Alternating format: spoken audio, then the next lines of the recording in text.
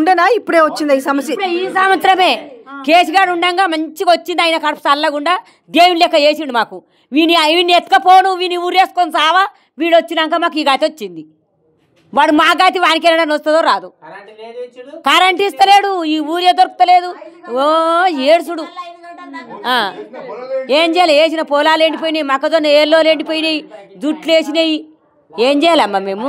మీకు ప్రైవేట్లో ఎంత ఉంటుందమ్మా యూరియా? ఇప్పుడు ఇండ్లు ఎంత బస్తా, ప్రైవేట్లో కొంటే ఎంత? ప్రైవేట్లో 300 ఉండే, ఇంట్లో 285 ఏమన్నట. బయట దొరుకుతుందా? పోనీ దొరికితే తీసుకుందాము. బయట కూడా దొరుకుతలేదు. బయట లేదు, ఏడ లేదు,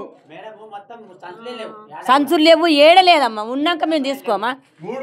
కానీ ఇట్లాంటి గోస ఈ మధ్య కాలంలో ఎప్పుడు వాళ్ళే మేము ఎన్నడూ చూడలేదు అంటున్నా కదా. యూరియా కష్టం చూడలే. ఇక ఇయ్యడే ఇంత కథ ఉంది. రోజు వచ్చుకుంటే ఇట్లా కూర్చుంటున్నాం. మళ్ళీ వచ్చినాక లారీ ఎన్నడో వస్తుంది కదా. ఇక ఒకళ్ళ మీద ఒకళ్ళు వాడి గుద్దుకొని వాళ్ళే గుంజుకొని పోతున్నారు. మా సంటోళ్ళకి సంచే దొరకలేదు.